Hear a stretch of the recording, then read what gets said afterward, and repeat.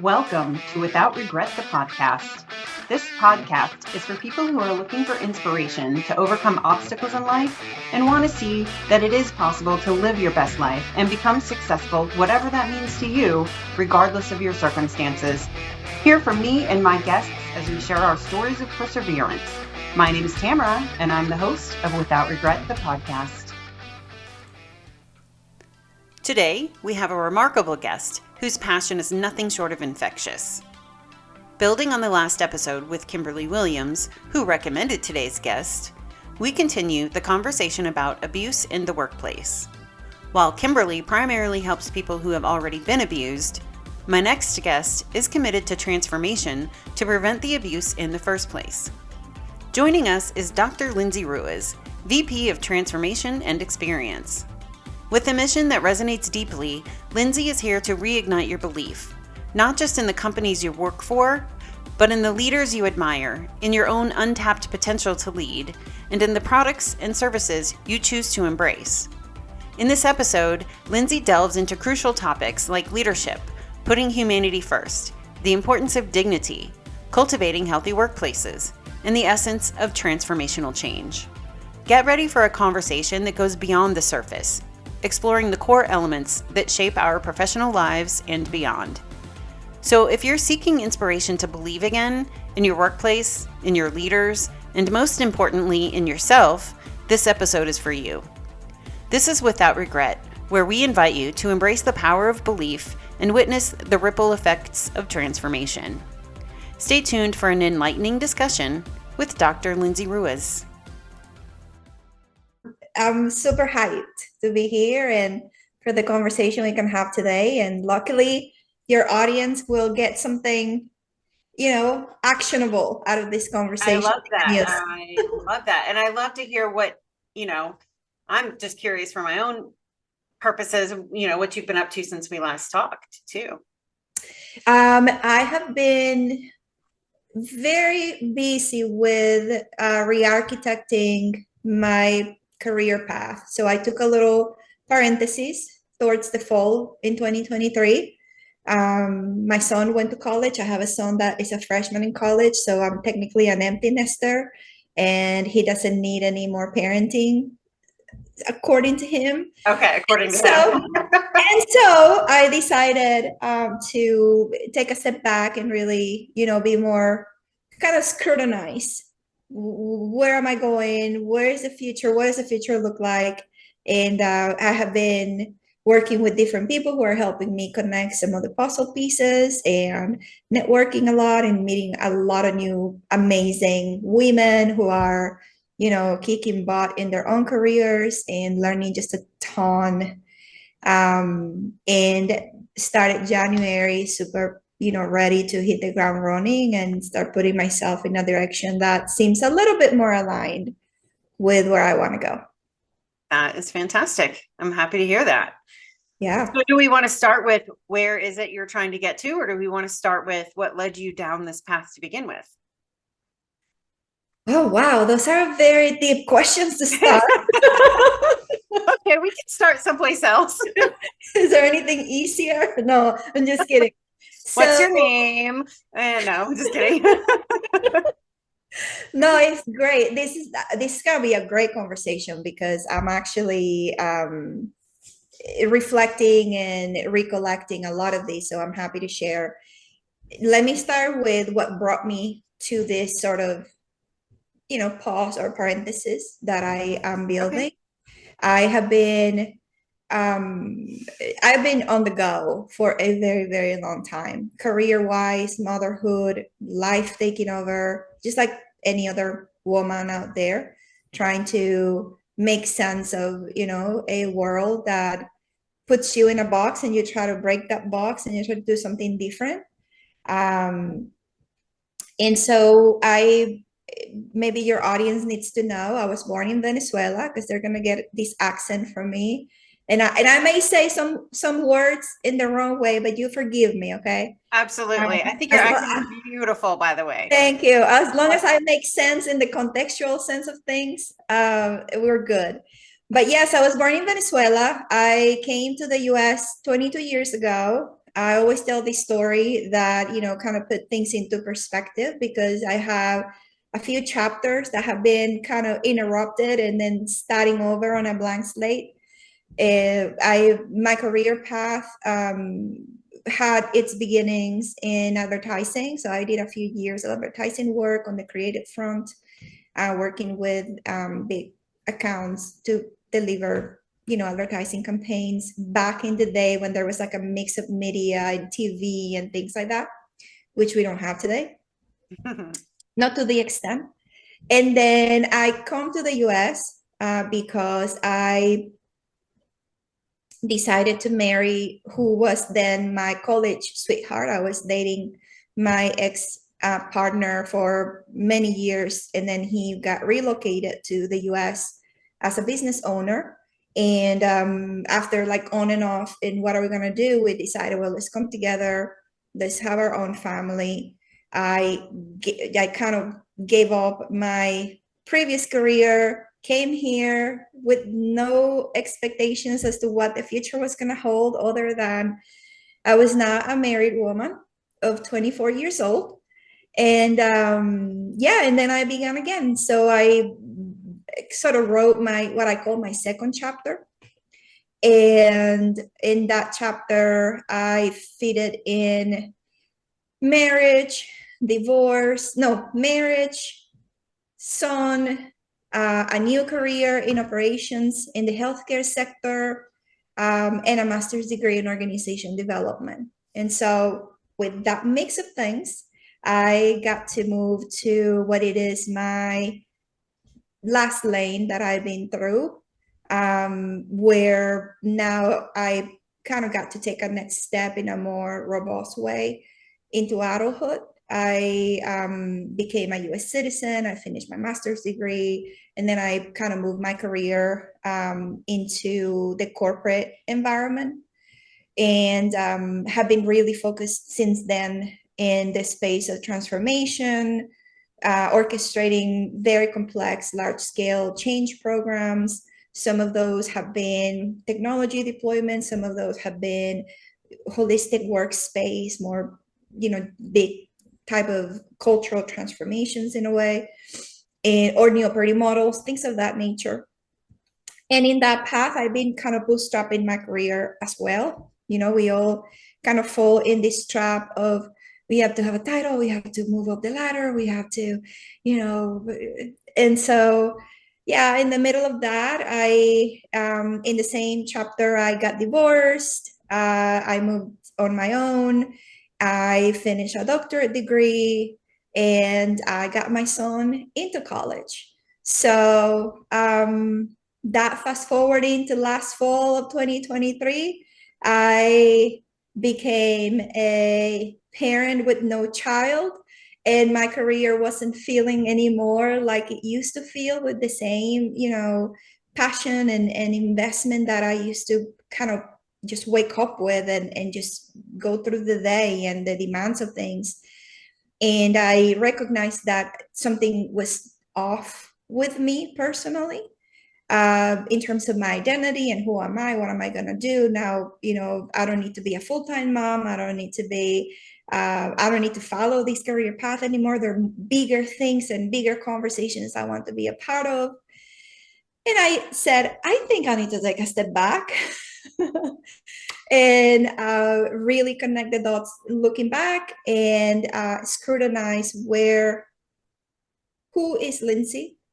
What do I value? What's important for me? What are the conversations and the voice I want to have in the world? I have lost my sense of community because I became very insulated. So I decided I need to show up in a different way. I need to start reconnecting with the world.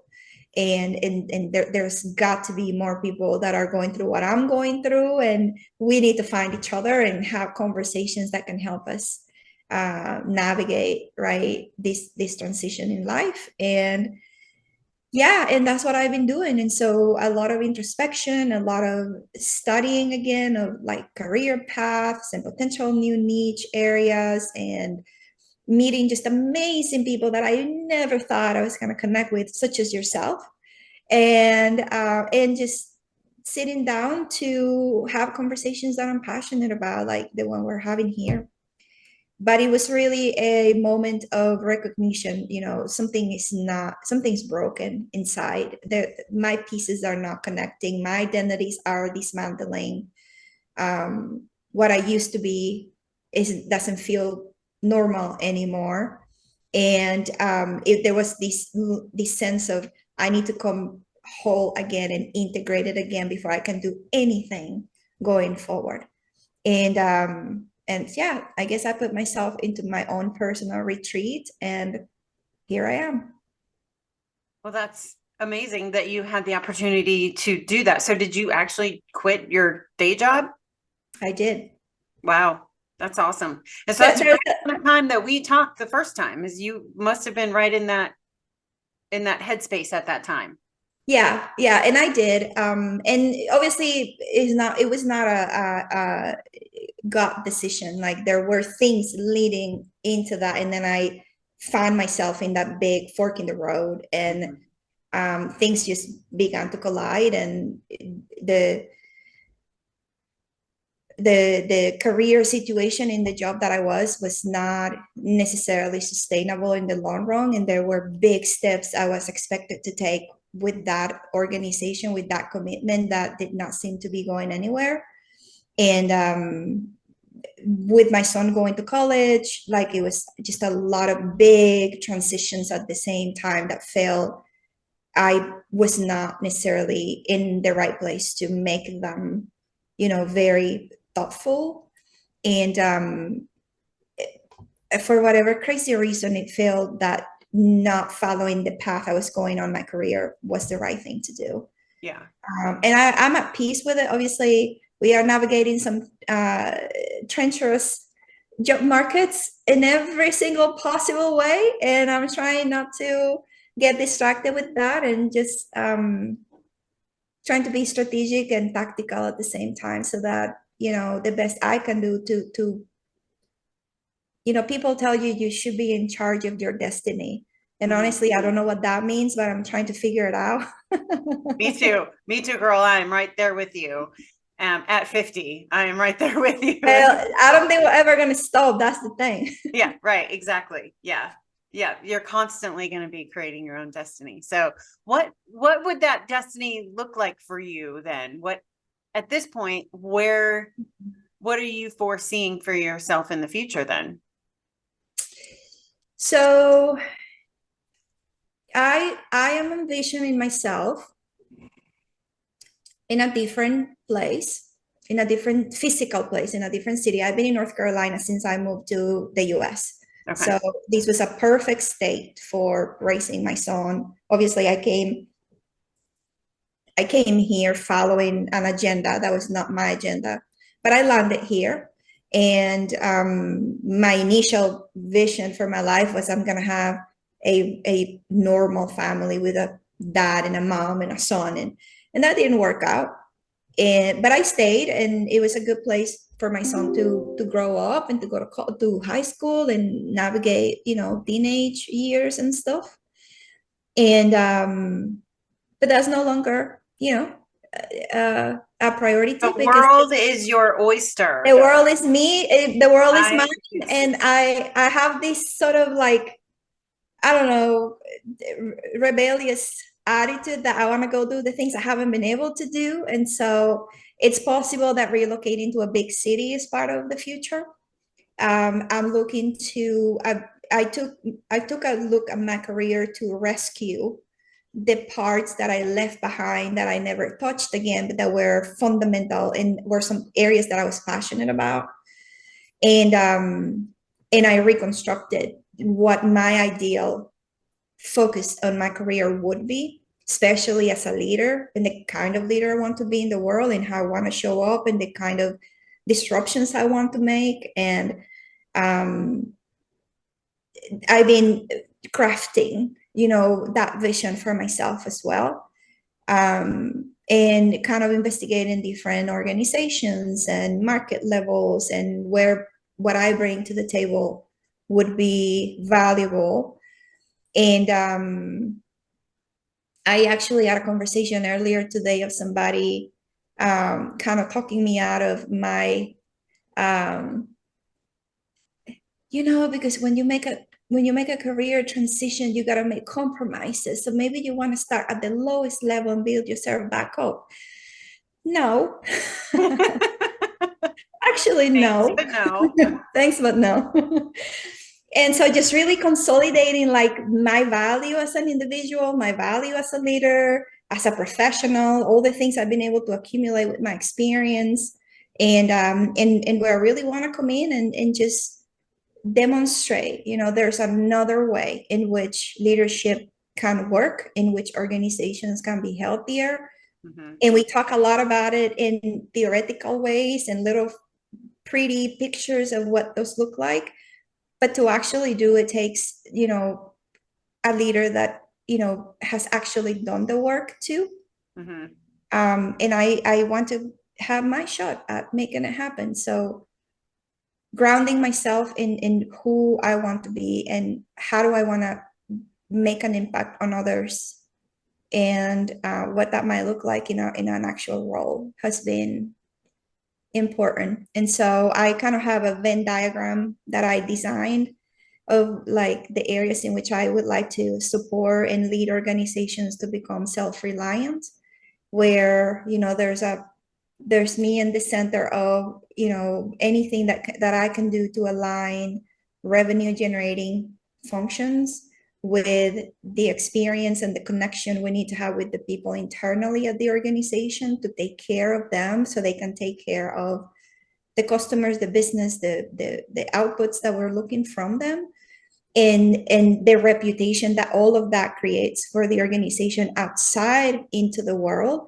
in the eyes of the customers, in the eyes of society, and the impact that organizations can really do, to be, more than a microcosm of society and more of an impact. I was talking to one of the people who are helping me kind of sort this out, which, as you can see, is a traffic jam in my head. But we kind of got to this conclusion together that, I really want to be a sort of like an instrument. That's kind of like my vision. Like I want to be an instrument that goes in and changes the genetic code of the organization for the better, so that transformation can actually happen. And I've gotten, mixed reactions to that, but it's really truly what I want to do. Mixed reactions from who? From just people or from Just organizations that you want to? no, just to get just feedback, because you go Yeah, around and you ask, well, I'm thinking about it this way. And some people kind of project their own fear on things and right. like, no, you don't want to go that fast. And I'm like, no, yes, I do, actually. I want people to know, what I'm up to, and I want to be transparent about it, and it's needed, and I have the passion for it, and I know I can do it.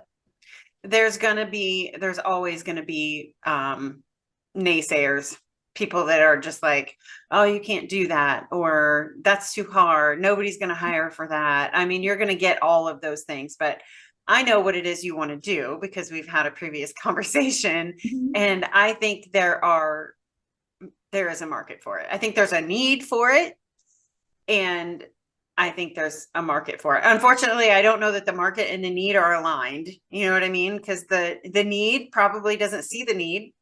And the people that are willing to invest in something like that probably already, but there's There's those a lot to people navigate. in every single organization, whether the leader is at the very, very top who would hire you are that way or not, there's always those people. I'm going to let you say the word.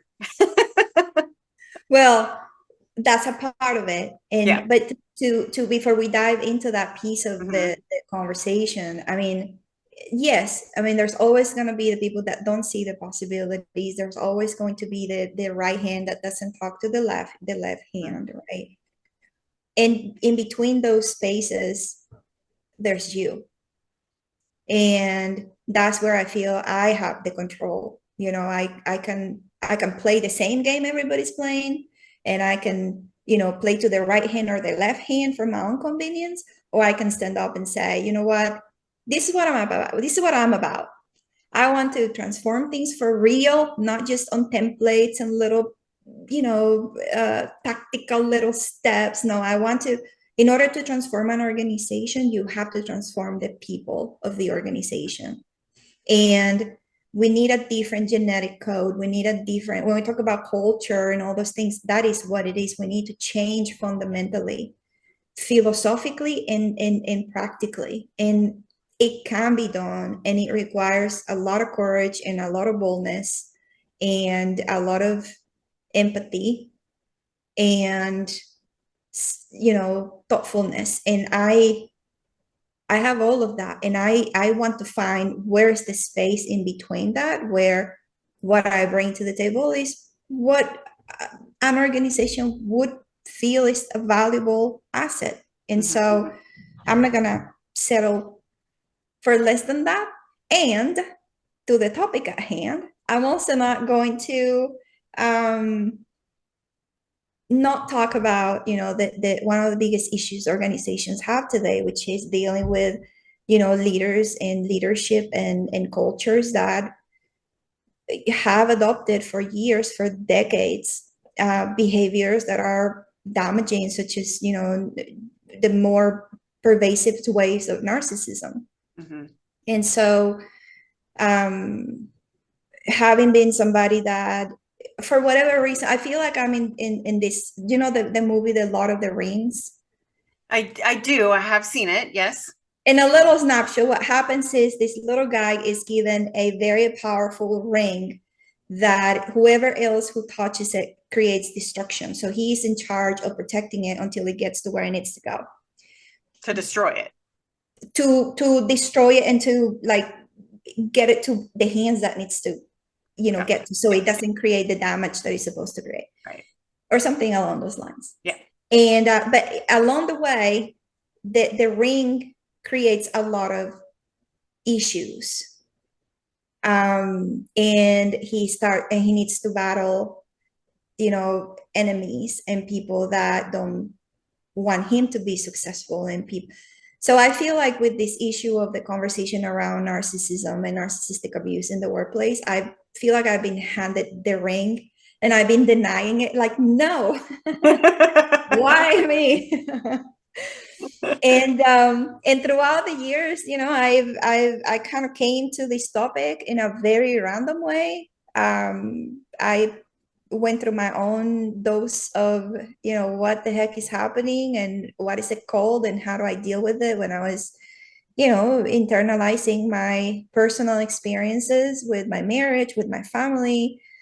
Why am I the way I am? Why is everything my fault? And I felt really in a really awful place. And I started working in therapy, and I started kind of digesting things and Googling behaviors that I did not understand, like what, and one behavior took me to the other and the other. And then all of a sudden I was diving into this, amount of information around, people that exist in the world that have developed these maladaptive behaviors that are just out there.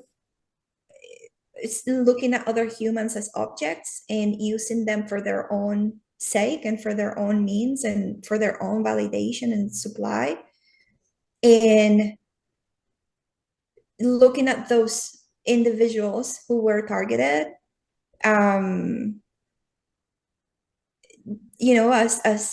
people who they needed to bring down just for the pleasure of it. And so the more I read about it for myself, for my own sanity, for my own decision making and trying to figure out my own life, the more I realized there's a whole field of, psychology that it's dedicated to study these patterns of behavior. And it's a playbook and it's predictable.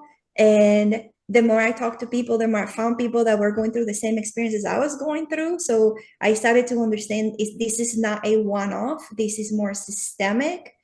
And then I started to be exposed to, it not only happens at home, and it doesn't only happen if you're dating or if you're married, or it also happens in the workplace, and it also happens in politics, and it also happens in healthcare.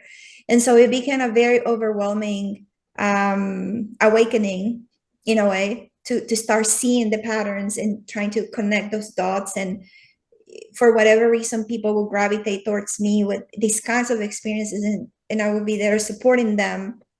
And so when I went through my doctorate program, something that I really wanted to do was to use my doctoral research, my dissertation, for something that I could actually, leverage in the future. I didn't just want to write a paper, get a check, and leave. I wanted to use that as a tool to consolidate something meaningful for my career. And after, a couple of little fights here and there to convince people that's the topic I wanted to study, I finally got the support. And I used my research to graduate and do it in a way that I could continue some kind of work around, untangling this issue of narcissistic abuse in the workplace. But I finished my dissertation. I consolidated 10 years of my life in there. I put in a drawer because, again, people would tell me this is career suicide. You should not be talking about these things. You're never going to get a job again. And so I got really scared, and there goes the ring. I was like, I don't want the ring anymore.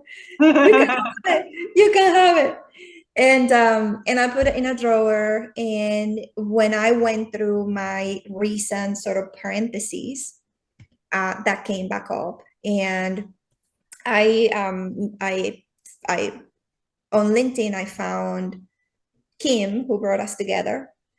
I started coming across posts, that she was in this podcast, that other podcast, this other podcast. And I started listening to her testimony. And I'm like, I need to talk to this woman, because if she's out there talking about these things and she also has a job, there's something I'm not understanding about all of this. And so I reached out to Kim and I said, hey, I have this work in a drawer. And for your audience, Kimberly Williams is a common friend, and she's also a phenomenal leader and in the space of HR and, workplace advocacy. So I said, hey, I have this work. It's on paper. I go on and off about doing something about it, but I'm super scared. I would like to talk with you. And the moment that both of us started talking, and I saw her work, and then I saw other people's work, and I saw, there are people out there really trying to raise awareness and to educate other people and to validate other people's experiences. And this is the biggest elephant in the room when it comes to workplace bullying and abuse and all those topics that are just taboo, and we don't want to talk about them because we put our careers on the line with those topics, right? And the courage of other people gave me the courage to say, well, if this was handed to me and we made it to this point, and anyway, I already, sort of put my career on hold, why wouldn't I go out and start talking about it too, and give my work out to the world for whoever can benefit from it? Yeah, she's incredible. And your episode is going to come right after hers. So hers has not been published yet. I just put that schedule together tonight for the new year schedule, and left that slot open for you because I knew that, it was completely related to Kim's episode. So I think, people say it's career suicide, but I'm sure there's many, many, many other things that people have done that were scary, that were, they were probably told it was career suicide too, but the change has to start somewhere. And LIndsay, you have the ring. You've picked the ring back up and you've taken that on, and you're so incredibly brave for doing that, first of all. And it's desperately needed. And I think that, I don't think you're going to fail. I'm not even thinking about it at this point. Yeah. Not an option. Well, first of all, this issue, just for disclaimer, those are not my original ideas. Okay. This issue's been going on for generations. Right. Yes. Okay. These this raising of people, this upbringing that it has created, human beings that are out in the world with lack of empathy, lack of self-awareness, thinking of themselves as if, they own and they're entitled to bring down anybody that they feel it's in their way, that are out there to take advantage of other people. Number one is very normal. Number two is not my original idea. All I did was to compile what I learned for myself and now share what I learned, which should not be an issue. And I was very fearful, very scared. But the more I talk about it, the more it gets normalized. And I think we need to have conversations about various issues that we are facing to start normalizing the issue so that we can start making some kind of progress in addressing the issue, as opposed to continue to come up with lip service and band-aids and things that don't work, which these people take advantage of to continue to perpetuate themselves in those positions. And so I actually, after a lot of reflection and conversations, and I actually think it's a really silly situation because, the effects of having these kinds of people in positions where they can advance themselves while they're extremely incompetent, it's taking organizations down, and their cultures are becoming very toxic and eroding, and the good people are leaving the companies and those people are staying in the companies. And so I think it's a dumb situation that if we really sit down and look at it in the eyes and we say, okay, who do we really want to have in these companies? What are the kinds of leaders that we really need in those positions? And what is the role that humanity plays in driving our decision making as a business? If in the end, the company does not exist unless there's people in it, and the products don't sell unless there are people buying it. So it's a very fundamental thing. And again, it's not my originality, it's just what makes sense to me and what I want to advocate for. So a couple of questions that come to mind. First of all, I think recognizing the traits, and I keyed in on the fact that you said raised, right? I think we talked a little bit about nurture versus nature when we talked before. So what are some of the traits, and do you see that narcissistic behavior on a continuum or on a spectrum? I do. And I want to clarify, I'm not a clinical psychologist. So everything on the clinical side, I'll say it with a lot of respect for my boundaries in the field. I just know enough to be dangerous. And I think, all of us have gone through it, kind of become our own therapists and our own, but we need you to be dangerous, by the way. What is that? We need you to be dangerous. But I just want to say I respect, I'm not at all, I'm not trying to play the psychologist, but so yes, intellectually and for what I've learned in my experience, there is a spectrum, right? There is also a complex model of what they call cluster B personalities, that are dark personalities, that are just not narcissists. I'm sorry, did you say cluster B? B as in boy. Okay. All right, just want to clarify. I thought that's what you said, but that sounds weird to me. So I just wanted to make sure. Depending on who you're reading it from or learning from, like you're gonna hear cluster B, you're gonna hear dark personalities, you're gonna hear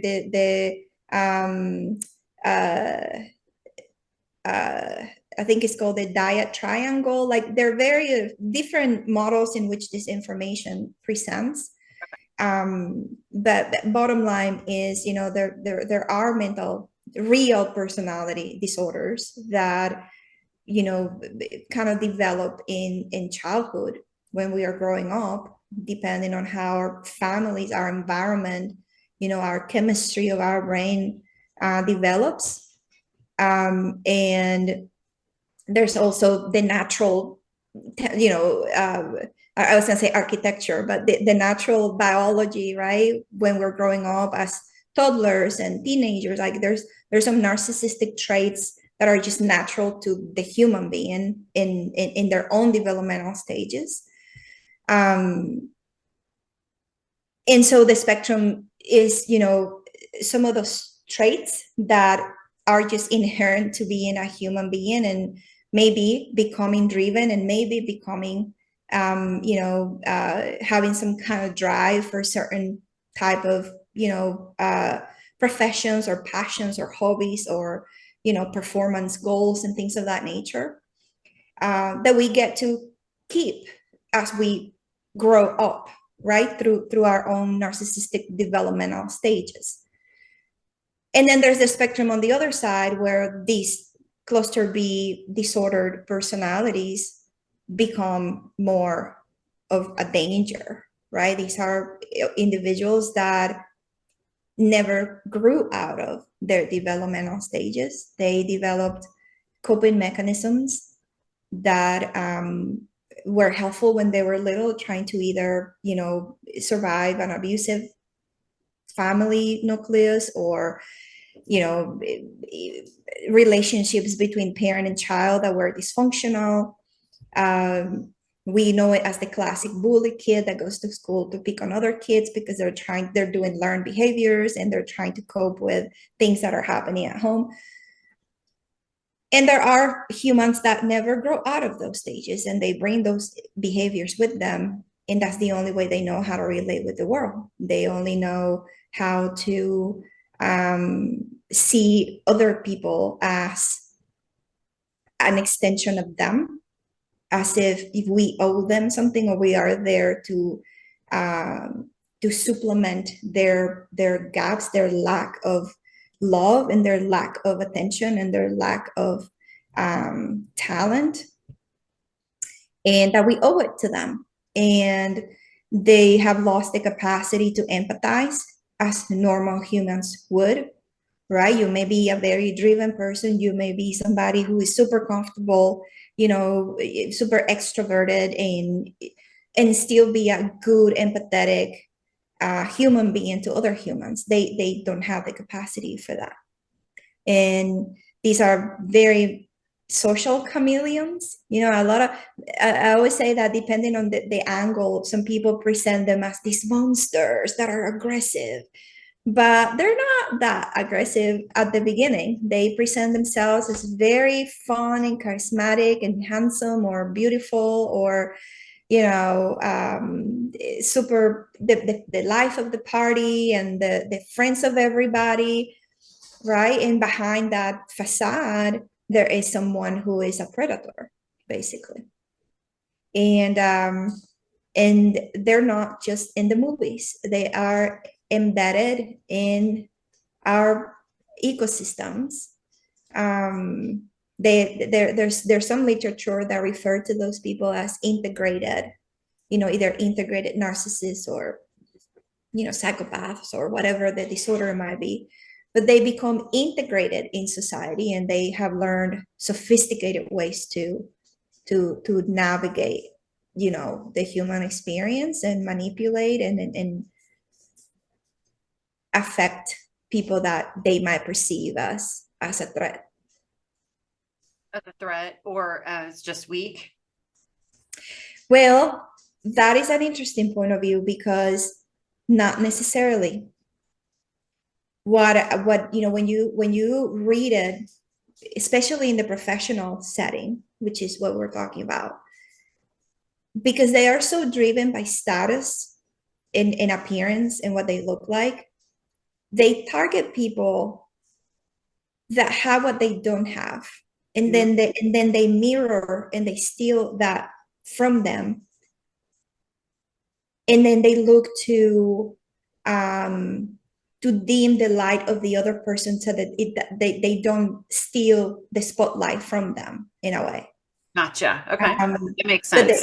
But the perceived thing is that they look for the weak people, the vulnerable, and the right, people. yeah. But that's not necessarily true. They look for people that embody what they envy. Okay. They look for the talented, the beautiful, the kind, the empathetic, for as a detriment for people like us that embody those things, it's also typical that our upbringing turned us into codependent people, and so we get drawn as magnets, which is a whole nother topic, but it's entrenched in the dynamic of how these two individuals or these groups of people get into these very devastating and damaging dynamics at the end of the day. Do you have any kind of estimates in what you've learned about maybe the percentage of overall population? Let's just talk United States, for example, or whatever statistics you might have. What percentage of the population are true like cluster B? Mm-hmm. And then what percentage of people in the workplace? And is there a big difference? Like in corporate America, for example? Yeah, the measures for this is very, very vague. I have some statistics from the health department that I used in my dissertation, where as far as we've been able to assess the statistics of those individuals, because we need to remember, in order to build it into a statistic, we need to have a diagnosis. Right. And in order to have a diagnosis, these people need to be willing to go to therapy and get tested. And since they don't have awareness, and since they don't think anything's wrong with them, that doesn't happen. And the majority of therapists will probably say they don't want to treat them anyway because it's such a mess. But the data that I think is known in general gives indications that at least 6% of the population just in the US is a true, diagnosed, a narcissistic personality disorder person. Mm-hmm. So we have like 6% of that. And then what they say is that each of those individuals in their lifetime have at least abused 3 people in their circle. And so, just doing the math, right? Mm-hmm. Yeah. We've got 300 million people in America, 6% of that, and each of them have abused at least 3 people in their lifetime. Yeah. I mean, and that's just the statistics that we can know. Imagine the rest of them that go undiagnosed or that have certain traits that are still, unhealthy and toxic, or that, wouldn't even fall in the whole category of things, but are still creating damage in the system. I have to say 3 people each seems like a low number to me too. Me too, but I'm just gonna speak for what I can speak properly about, but those data are, also very, very vague, and even the people that are embedded in the study of these and that are super, experts on the clinical side, are also trying to figure out how to present the actual situation. There was somebody I quoted in my dissertation that is in that bigger community of clinicians and professionals that are studying this issue that says, this is a pandemic of its own, and it's a public health issue that has been recognized. So do you think that these people can be rehabilitated? My personal opinion, no. The opinion of the people I've studied aligns also with mine. And that is the conundrum. Mm-hmm. Right?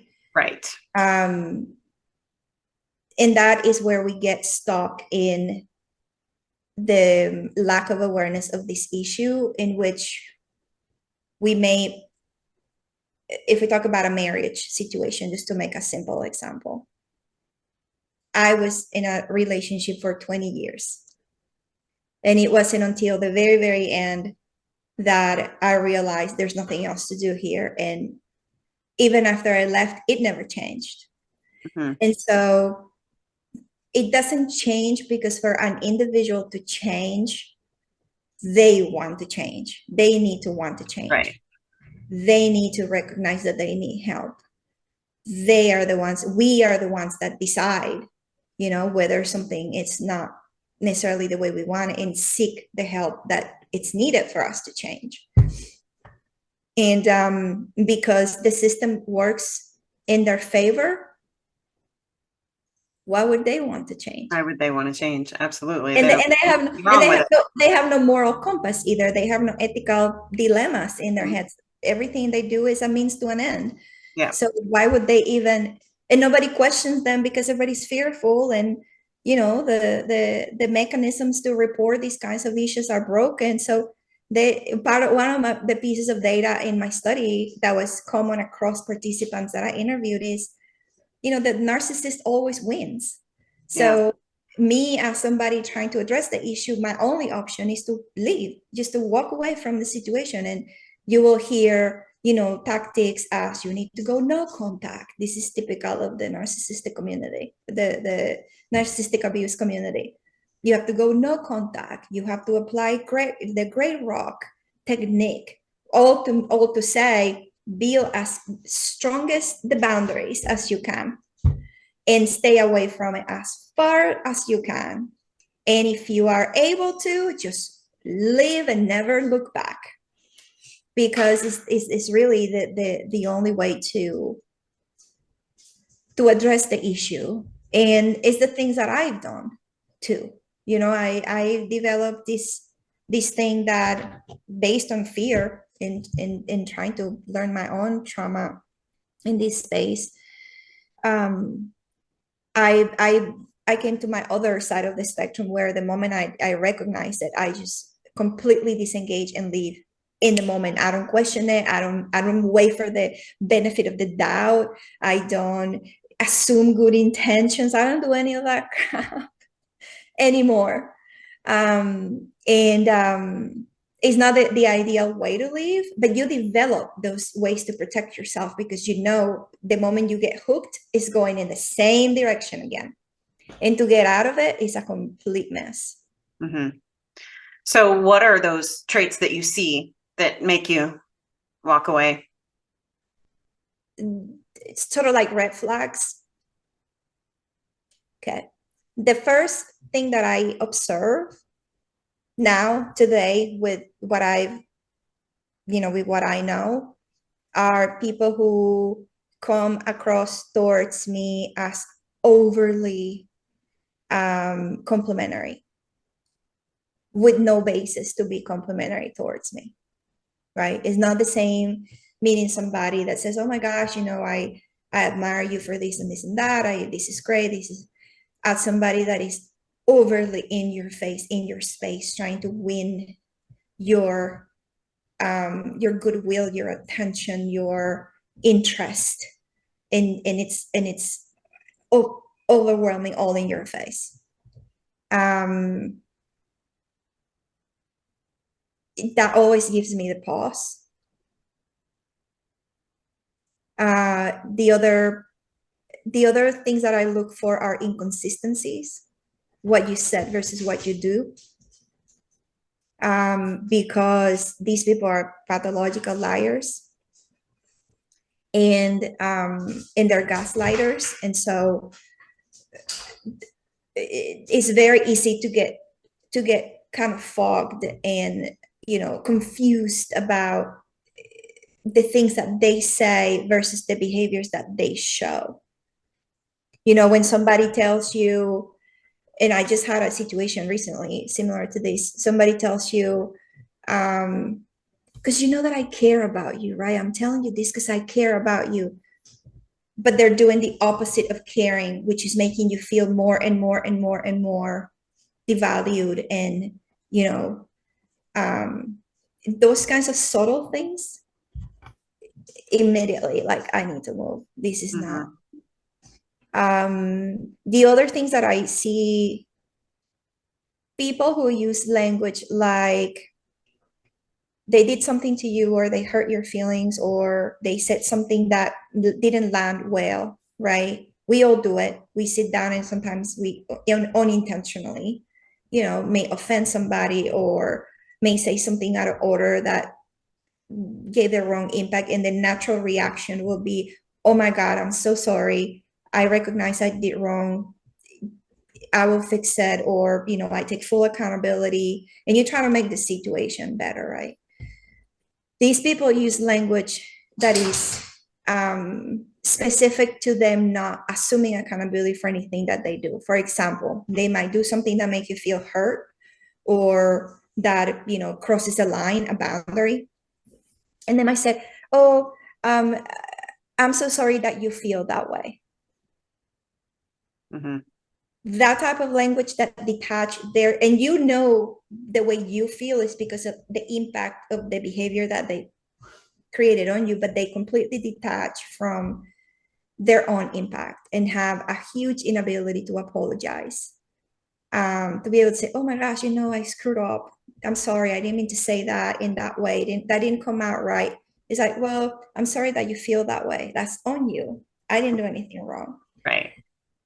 I mentioned the boundary stuff, right? People that don't know how to respect boundaries. When you say, no, this is not what I want, and they come back again, or, you try to establish your lines, your values, and they trespass over them and disregard them.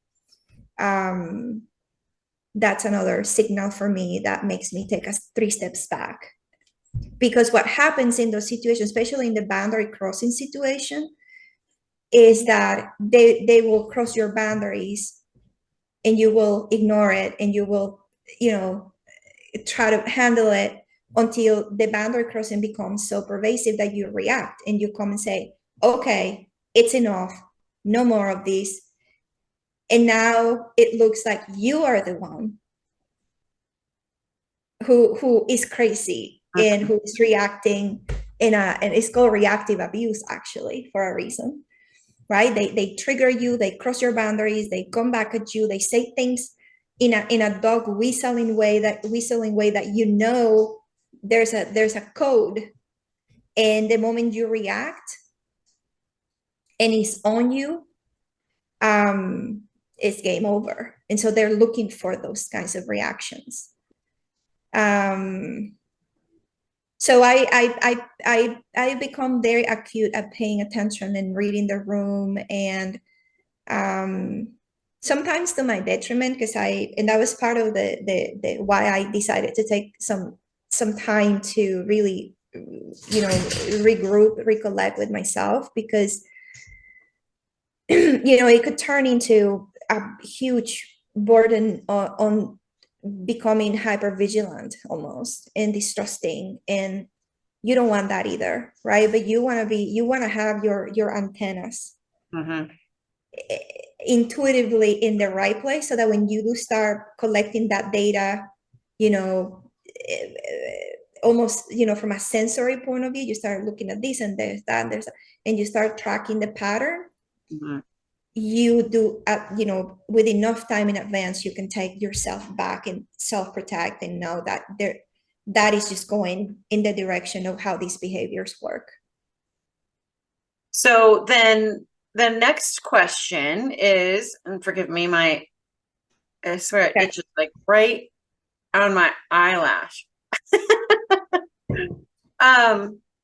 So the next question, 2 questions really. One is, because I know we're running up on an hour here already, but the questions are, one, what would be, when you talk about going in and changing the DNA and the culture of a company, how would you envision doing that? And you're going to have to face some narcissists, I think, in that in that realm, and they are not going to like you. But so originally my question was going to be, when I kind of led into it with, can they be reformed or, rehabilitated? And you're saying no. So if you're going to change the DNA of a company, I get the feeling that we're not talking entirely about just coming in and getting rid of all the narcissists. Like, it's deeper than that. It's bigger than that. It's a much larger thing, but that's a piece of it that you're going to have to face. Right. So what would be I guess the goal then? You tell me, what's the goal? Well, number one, the goal is not to give more attention to them. The goal is to start putting people in positions where they can lead from a healthy place and start replacing, right? Okay. We're not gonna get rid of anybody here. That, I mean, to begin with, anybody who is in that, you know, vibe and is listening to me right now and is in that decision-making power to hire me will not. So starting Right. from there, Right. right? They're gonna go, oh no, no, no, no. We're not gonna navigate this with this woman. Yeah. But what I my vision is that, you know, first of all, one of the things I did for myself is, after being in a position where I was an enabler, in a couple of situations, I found myself enabling these kinds of people. I decided to make a change in myself, in my philosophy, in my vision, so that I don't put myself in those positions anymore. Mm-hmm. Right? This is a work of personal integrity more than anything. You know, what are you, what side of the story are you on? So for me, it might be a super minuscule dent in the universe that I decided I will not put myself in a position where I am enabling these people. And because I don't know where I'm going to find them, the only thing I can change is my philosophy of how I do my work. And you know, where do I want to have a seat at the table, and what are the conversations I want to have? So from that point of view, there is that removal of, you know, one less person not wanting to play a part in it. When I get to my next part of the journey, when I start writing my next chapter of my story, I would love to start changing the genetic code by showing up as the leaders that we need to have, and bring in my orbit the people that also can be raised as leaders, the leaders that we need to have. That would be in my control. Be able to use my lens and to use what I know and to use my experience. And obviously that's a piece of it, right? It's not like everything is about how do we, you know, dismantle the narcissist in the world. But it is about how do we build an organizational fabric that begins to value other things, that begins to value ethics, that begins to value integrity, that begins to value healthy relationships, and give people the tools and the knowledge to understand what that looks like and how it shows up, and having, you know, bringing people into your orbit that you're trying to build that can help you replicate, right? The education, the recruitment, the development of good quality human beings in the workplace. You know, we are, the boomers are exiting. I'm also a Gen X person. I'm the next in line to leave. And I would love to support the incoming generations to grow and mature and have a perspective of the world in which everybody can have a shot, and everybody, you know, can fight for their dreams and can be a good human to each other, and that we don't have to live in this Hunger Games mentality where, you know, the most you know, privileged and the most you know, self-entitled is the only one that receives the prize, but that where we can actually create a community sense in which everybody can support each other, get to where they need to go. And I think organizations need that to be successful, because we are naturally and inherently institutions that require people working together in order to achieve goals, and in order to mature capabilities, and in order to innovate. And if we are not able fundamentally to treat each other as good human beings, and to develop high quality values on the future leaders, I don't know what we're talking about. And that is the game I want to play, and that is the role I want to play. Because the little bit that I do, and if that has the impact I hope it has, will mean that there will be people in my orbit that will also learn that, and that will do it to the next generation coming in line. And then we start shifting Mhm. the generational course that we are all entrenched into. I think there are definitely generational ebbs and flows in general. I've studied that in school with, there's a cycle, right? But I do feel like the incoming generation is way more about everything that you just said, and not stabbing each other in the back and not having the toxic workplace mentality, and I say that based on just the TikTok, the trends of quiet quitting and, all those trends that the Gen Xers are like, that's my generation too. So yeah, I think that's what they want. But somebody has to be the cycle breaker. Somebody does have to be that, for sure. Are you thinking of doing this just as on a side question? Is this something you want to be hired by a specific not a specific, but by an organization, or are you wanting to do this on a consultation basis? So I don't consultation and I don't get along. Okay. I mean, the consulting world in itself, it's extremely narcissistic. Okay. First of all, I first want to be the leader that does the work. Okay. Okay. I want to demonstrate with my actions and with my impact in the space in which I have span of influence, which I've been doing naturally, but I feel like there's a bigger, more robust way to, affect an organization, taking the accountability for it than just enabling certain things. And I want to first pick it up on my hands and make it happen.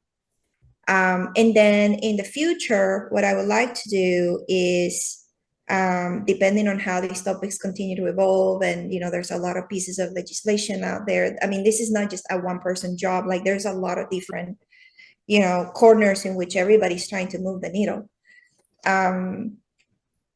But for what I can affect, I would love to take then my experience to say, hey, this is not just rainbows and butterflies. This can be done. This is how I did it. This is how I put my skin in the game, and these are the results of it. And be able to use that as the means to educate more and more and more and more people and more organizations about the need for a complete different paradigm in terms of what we value in leaders, in the education that these personality disorders exist, and it's important. It's survival that we all understand this information and know how to spot it and know how to embed it in our frameworks, in our philosophies, in our way to learn how to interact with each other, what is acceptable, what is not acceptable. That was one of the things that came through my dissertation too, which is the common feedback around, or the common data around, nobody teaches you these things. Right. You learn it on your way out.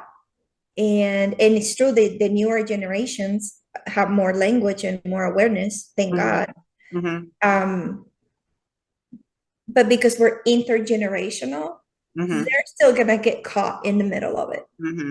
And they're gonna get caught in the middle and be dismissed because, Gen Z and all their problems, because they're not like this other generation, right? And so I think we need a stronger framework to understand really, at the cultural level, how to navigate these things. And I think, I can play a small role in the scheme of things to continue to support where humanity needs to go. Well, I think you have excellent language describing it, talking about it. I'm getting emotional. This is I let it flow because this is a really, I'm trying to hold myself and look professional. Okay. You're doing a great job. You really are. If we were talking off camera, the conversation would be a little bit more on the coursing side, but it's a really, it hurts. This thing hurts, and too many people go through it and get dismissed and invalidated, and we're the ones who have to pick up ourselves and rebuild ourselves in the eyes of people that could help that do nothing about it. And Whatever so company does hire you, I want to work for them. I want to work for you. oh, well, That's a company I would want to work for, you know? I want to work for a company too that, no company is perfect, Mm. right? We always talk about these things from a job search perspective. What's your ideal culture? I don't believe in that. I mean, if companies were perfect and had it all figured out, then they wouldn't need anybody to work in them. So, but I think there is a limit to, how imperfect it gets. And I think also if they are to that limit and crossing it to the other side, to have a couple of conscientious people internally that say, we need to change this. We need to do what it takes to turn it around. Yes, it's going to impact good profits. Yes, it's going to make the organization more appealing and want people work for them. But just for the sake of it's wrong. Mm. Like, it doesn't matter, how much money or not money or whatever. It's just plain wrong. We need people that understand that it's wrong, that mistreating people, taking advantage of people, gaslighting people, invalidating people, breaking them into pieces because I simply just don't want them to, get in my way of what I'm here to do. Those things are awful. Like, you wouldn't want that in your house. What would you want anywhere? Mm-hmm.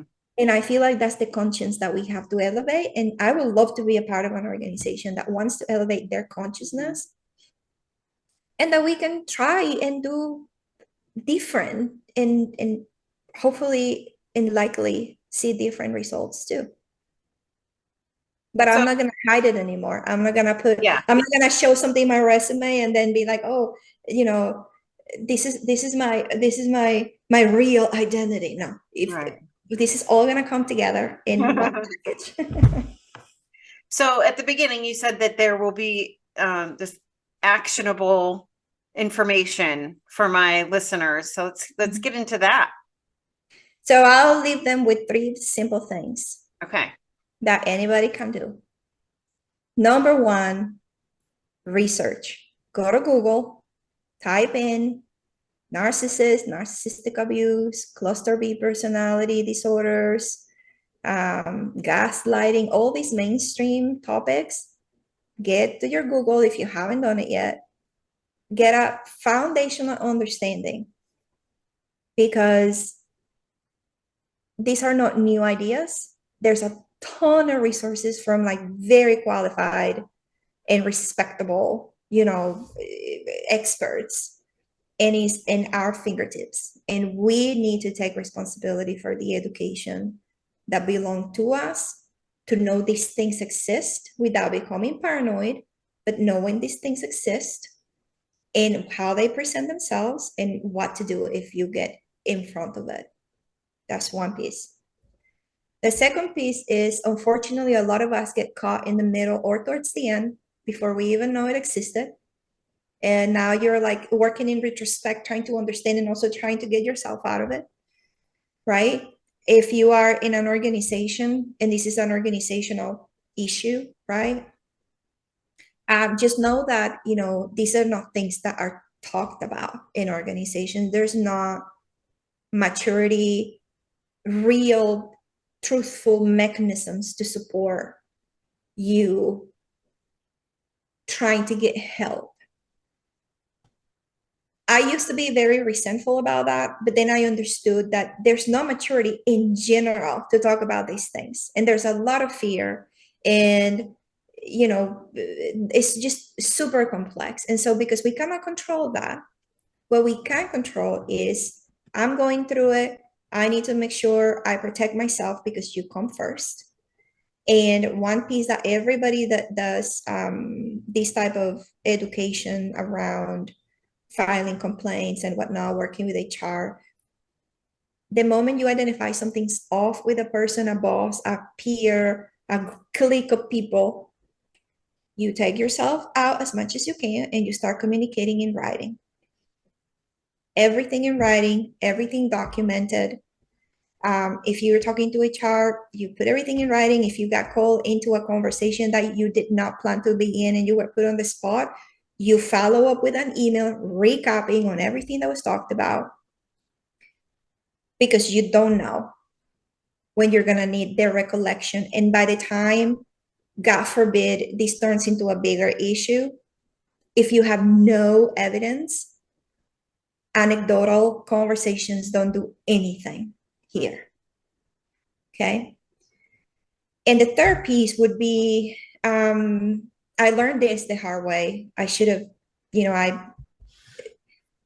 I didn't know there are resources that can support you. There are, therapists, there are attorneys, there are, spiritual teachers. I mean, there's I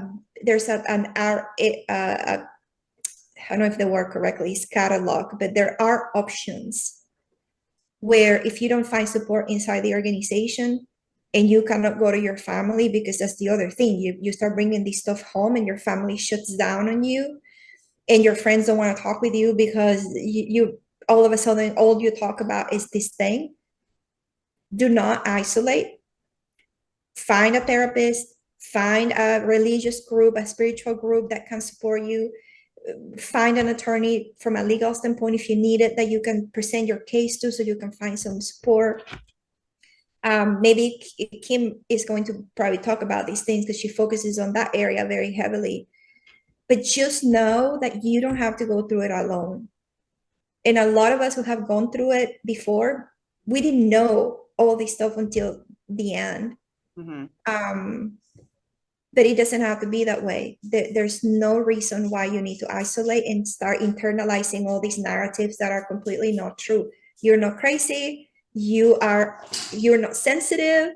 You are understanding exactly what's going on, and your reactions are as logical as the situation you're navigating. And you need to find that validation somewhere. Well, I hope you found Lindsay to be as incredible as I did. Her passion is absolutely palpable. You can connect with Lindsay on LinkedIn. She is /Lindsay, LINDSAY, Ruiz, RUIZ. Tune in next time for another awe-inspiring story from Damon Nichols, who has beat drug addiction and all of the things that you can imagine that come along with that. Thanks for tuning in. I just want to say thank you so much for tuning in to Without Regret, the podcast. I really appreciate it. And I'd like to ask you to please like and subscribe. Leave me a review wherever you get your podcast. That would be really awesome because that's how my podcast is going to get noticed. So that would be a huge help, or share it on your social media would be awesome as well. Thank you so much. This podcast is a Without Regret production, which is produced by me. Artwork is by me. Everything's by me except for that theme song. That's by a guy named Michael Bruguglio. You can follow us on Facebook at facebook.com/Without Regret Podcast and on Instagram at without_regret_podcast. Thanks again.